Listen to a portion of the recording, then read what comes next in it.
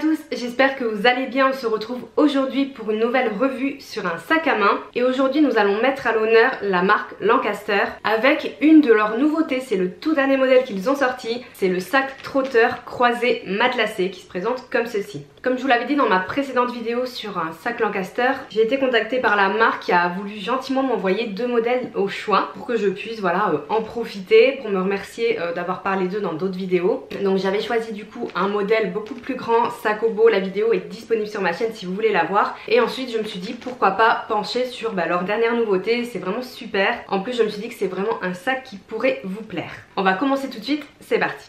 Donc Lancaster fait partie des marques premium qui proposent des sacs en cuir quand même de bonne qualité à prix abordable. Il y a beaucoup de modèles qui existent dans leur gamme qui est assez étendue. Et celui-ci du coup c'est le petit nouveau, comme je vous l'ai dit dans l'intro, le sac trotteur croisé matelassé de son nom complet, qui est vraiment un petit sac très élégant, très chic et bien évidemment qui est un petit peu dans le style Chanel Timeless 255. C'est vraiment on va dire une petite inspiration, bien que je trouve qu'il y a vraiment des différences qui sont intéressantes, je vous en parlerai après, mais pour un prix beaucoup plus abordable. Donc ça peut être une alternative intéressante. Ce sac se décline pour l'instant en trois couleurs, noir, bordeaux et rose poudré je crois, ou rose moyen. Le bordeaux est aussi très très beau. J'ai pas vraiment de doute quant au fait que Lancaster puisse proposer d'autres coloris de ce sac un peu plus tard, parce qu'en général ils proposent pas mal de couleurs dans leur sac. Pourquoi pas des modèles saisonniers pour l'été avec des couleurs un peu fun. Affaire à suivre, c'est pas encore sûr, mais ça pourrait être sympa. Donc c'est un sac qui est composé de cuir d'agneau lisse. Comme vous le voyez, il réfléchit très bien la lumière, ce cuir d'agneau.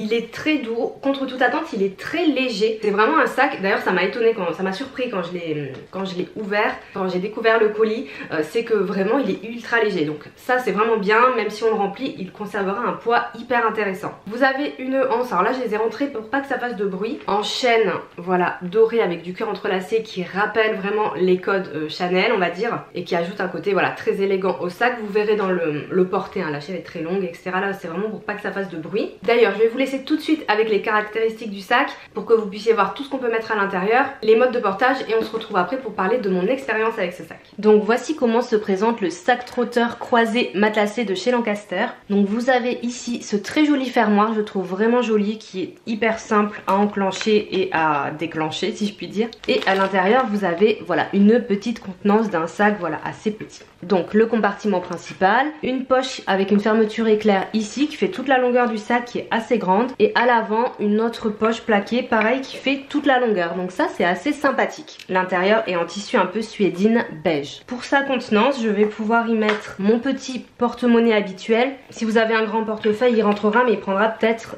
toute la place. Mon téléphone. Un petit miroir que je vais mettre du coup par exemple dans la poche arrière. Pareil, un petit gloss ou un petit rouge à lèvres. Je vais mettre mon porte-carte dans la poche avant. Ainsi qu'un petit peigne. Et enfin là vous voyez il reste une petite place. Donc je vais mettre bien évidemment mes clés. Donc que je range dans la pochette clé Louis Vuitton. Voilà, qui sont indispensables. Donc là on a on va dire le basique des indispensables. Il me manquerait un peu de contenance personnellement, mais bon, les essentiels rentrent et le sac se ferme parfaitement. Hop, voilà, sans aucun problème. Alors bon, comme vous vous en doutez, le mode de portage privilégié sur ce sac, du fait de sa double anse avec les parties en cuir ici, c'est bien évidemment à l'épaule. C'est vraiment voilà, un sac qui est fait pour être porté prioritairement on va dire comme ça, donc très très sympa, même il y a la place, donc même avec un manteau quoi, ou un pull un peu loose comme j'ai aujourd'hui, c'est chouette. Mais on peut aussi allonger la chaîne, donc là du coup vous aurez cette poignée qui va être comme ça, pour l'avoir plus longue et pouvoir le porter en crossbody comme ça. Donc là j'ai pas de manteau et tout, avec un manteau il remonterait un petit peu plus haut, mais voilà, après vous aurez la petite poignée et en crossbody pour avoir les mains libres, c'est tout à fait possible aussi. Donc voilà pour ce petit sac. Donc comme vous l'avez vu, on est sur 24 cm ici. Pour moi c'est vraiment le minimum pour les petits sacs. Quand c'est plus petit que les 24 ou 25 cm, j'ai vraiment du mal au niveau de la contenance. Donc là on peut vraiment y mettre on va dire le minimum. Le portefeuille, les clés, le téléphone, un petit rouge à lèvres si on veut, mais pas plus. Pas de lunettes de soleil, pas de trousse make-up, pas de bouteille d'eau. Après ça dépend ce que vous prenez. Vous pouvez aussi faire l'impasse sur le portefeuille porte-monnaie et prendre tout dans un porte-carte, c'est possible, pour gagner un petit peu en place. Mais on va dire avec les choses basiques indispensables indispensable, ça rentre, mais pas plus. Et c'est vraiment l'idée de ce sac là. Donc pour moi qui suis pas très minimaliste dans ce que je prends avec moi, c'est vrai que ça me demande de faire des choix. Pour la journée, soit de prendre un tote bag avec, ou sinon l'utiliser plutôt le soir. Alors même si on est sur un cuir d'agneau, vous le voyez, qui est quand même assez souple, ça c'est vraiment l'avantage du cuir d'agneau, on peut du coup mettre quand même pas mal de choses, mais attention, faut pas en mettre trop parce que ça pourrait déformer le sac. Et justement le cuir d'agneau, très souple comme ça, lisse, c'est fragile, donc si on le surcharge trop, ça pourrait vraiment le déformer à vitam aeternam. Donc je vous le conseille pas du tout, et je vous conseille de rester sur quelque chose qui ne force pas la fermeture. Le fermoir, je vous l'ai montré tout à l'heure en métal doré, je le trouve ravissant, j'adore cette forme un peu pointue, enfin je le trouve très joli, très qualitatif, facile à ouvrir, facile à fermer. Je trouve qu'il apporte vraiment quelque chose au sac plutôt qu'un fermoir carré, donc ça c'est cool. Il y a écrit du coup Lancaster juste ici. J'ai également pas mal aimé le matelassage comme ça, qui fait un peu penser à un matelassage chevron mais un peu déstructuré. Vous voyez, c'est pas le chevron habituel. Et j'aime bien justement voilà le fait qu'il soit comme ça sur des grandes bandes de matelassage,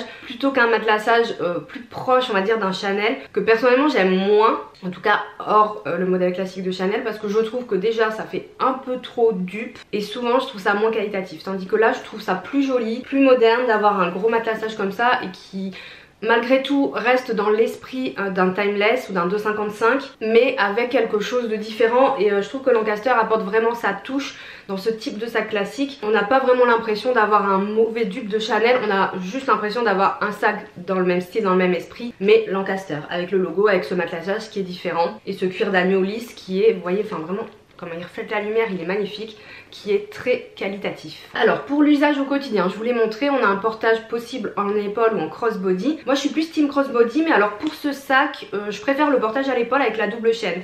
Et vu qu'on a les doubles pièces en cuir, c'est vraiment fait pour ça en premier. Moi c'est un sac que j'ai plutôt réservé, utilisé en soirée le soir, pour aller au restaurant, pour sortir, etc. Pour deux raisons. Alors déjà par rapport à la contenance, comme vous savez moi je suis pas hyper minimaliste, bien que ça me dérange pas d'avoir un tote bag à côté, c'est vraiment quelque chose avec lequel j'ai pris l'habitude. Mais pour le coup avec ce modèle qui est hyper chic, très sophistiqué, notamment avec la chaîne et le fait que ce soit doré également, je le trouve beaucoup plus adapté pour ma part aux soirées et tout, et c'est vraiment un sac que je vais porter dans ces occasions et que j'ai porté dans ces occasions là, plutôt le soir que la journée, même si ça reste un modèle classique, versatile, que vous pouvez quand même porter avec un jean, des baskets et tout sans souci. Personnellement je trouve qu'il est particulièrement ravissant associé avec des tenues plus de soir. Alors évidemment vraiment je mets pas des robes de soirée, c'est pas ça, mais voilà, pour sortir, aller au restaurant, une jolie robe pull avec une belle paire de bottes à talons, un manteau droit, ce sac c'est hyper élégant. Voilà, c'est hyper élégant. Et quand je me décide à faire une petite coiffure un peu comme aujourd'hui, comme vous voyez, j'ai horreur d'avoir les cheveux attachés, ça me perturbe beaucoup, mais admettons, voilà, je trouve ça très très chic. Et dans le contexte, en tout cas moi je l'ai plus utilisé comme ça parce que j'ai l'habitude peut-être de sacs un peu plus grands en journée. Mais en soi les deux sont totalement possibles, et ça je trouve que c'est assez intéressant aussi d'avoir un sac versatile que vous pouvez utiliser de jour comme de nuit au niveau de, voilà, de l'investissement, si vous décidez d'acheter un sac etc, que vous voulez l'utiliser au maximum. Avec ce modèle voilà, ça reste possible. De toute façon tout est possible, c'est vous qui choisissez. Alors bien évidemment ce magnifique cuir d'agneau lisse va avoir tendance à s'abîmer plus rapidement, à être plus sensible aux griffures etc, même si moi personnellement là pour l'instant je l'ai pas du tout griffé ou abîmé. Le cuir est quand même traité, mais voilà, il va falloir faire attention, un petit coup de clé et tout, un petit coup d'ongle, ça peut aller vite. Il n'y a pas de pied en dessous, donc pareil, vu que le dessous est tout lisse, attention quand vous le posez. J'ai également remarqué que c'est pas du tout un sac qui va déteindre sur les vêtements clairs, donc si vous le portez avec un jean clair ou un pantalon blanc et tout, ça va pas déteindre. Alors voilà, avec Lancaster et leur cuir traité, c'est très rare que les sacs déteignent, mais je tenais quand même à le préciser. Au niveau du rapport qualité-prix, on est sur un prix de 199 € pour ce sac, donc 200 € on va dire. C'est une nouveauté de chez Lancaster, donc c'est un prix qui est assez cohérent pour une nouveauté, malgré qu'il soit petit. Il n'y a qu'une seule taille pour l'instant. J'aimerais bien qu'il le fasse en plus grand format, franchement je pense que j'adorerais. Mais bon, ça me choque, le prix de 200 € pour la marque Lancaster ne me choque pas, surtout pour un cuir d'agneau comme ça qui est quand même joli, de bonne qualité. C'est quelque chose qui est correct, c'est quelque chose qui est atteignable, quelque chose qui est cagnotable facilement ou que vous pouvez demander en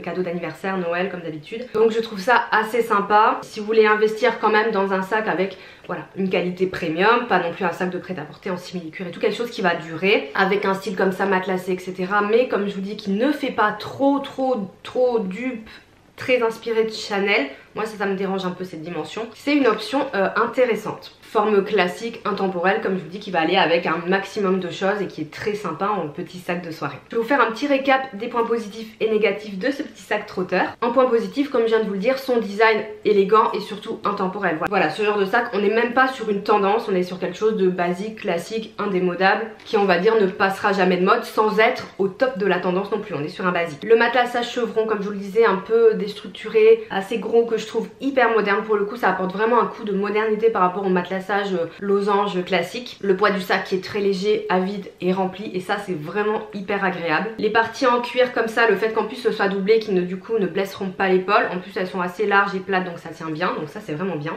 Et le prix qui est quand même attractif et atteignable. En plus, si jamais vous êtes client Lancaster ou vous êtes inscrit, vous pouvez recevoir parfois des réductions. Moi je suis inscrite à un newsletter je crois, et parfois j'ai des petits moins 10% et tout, donc c'est sympa. Au niveau des points négatifs, la hanche chaîne qui n'est pas réglable par contre. Donc si jamais vous avez l'occasion d'essayer le sac en boutique ou aux Galeries Lafayette, surtout pour le porter en crossbody en fait par rapport à votre taille et tout, c'est bien. La contenance qui, voilà, si comment vous n'êtes pas minimaliste, peut être un petit peu un frein pour le quotidien, mais bon, on va dire que c'est un vrai faux point négatif parce qu'encore une fois ça va dépendre de vos besoins à vous. Celle qui adore les petits sacs, je sais que vous êtes nombreuses, vous allez me dire mais là moi je mets largement tout ce qu'il faut. Donc voilà, ça dépend du point de vue et ça dépend des besoins de chacun. Et le cuir d'agneau lisse qui est autant un avantage pour la beauté du cuir qu'un inconvénient car il est plus fragile, donc il faudra en prendre soin. C'en est tout pour ce petit sac matelassé de Lancaster, leur nouveauté. N'hésitez pas à me dire ce que vous pensez de ce sac, est-ce que vous l'avez vu sur les réseaux sociaux. Moi je l'ai pas mal vu, voilà, normal c'était une sortie et je le trouve assez sympa. J'aime beaucoup aussi la couleur bordeaux, c'est ce que je voulais prendre à la base mais il n'y avait plus de stock. Donc je me suis dit voilà, un petit noir classique et tout c'est bien aussi. Et le bordeaux est vraiment magnifique et ça change un petit peu. Donc je voulais vous présenter ce sac, je me suis dit qu'il allait vraiment vous plaire par ses avantages, les prestations qu'il propose par rapport à son prix qui a un bon rapport qualité-prix. N'hésitez pas à me dire ce que vous en pensez. Si jamais vous avez des sacs de chez Lancaster, n'hésitez pas à me dire dans les commentaires lesquels et à me faire un retour sur la qualité. Tous les avis sont les bienvenus, on a tous des expériences différentes et le but c'est vraiment voilà, que vous puissiez les partager sous mes vidéos. Pour moi, pour les autres personnes qui pourraient voilà, faire des recherches sur tel ou tel modèle de sac ou sur la marque, c'est toujours super intéressant et d'ailleurs je vous remercie de vos participations régulières sous chacune de mes vidéos. Pour ma part, je vous souhaite une excellente journée et je vous dis à bientôt. Ciao.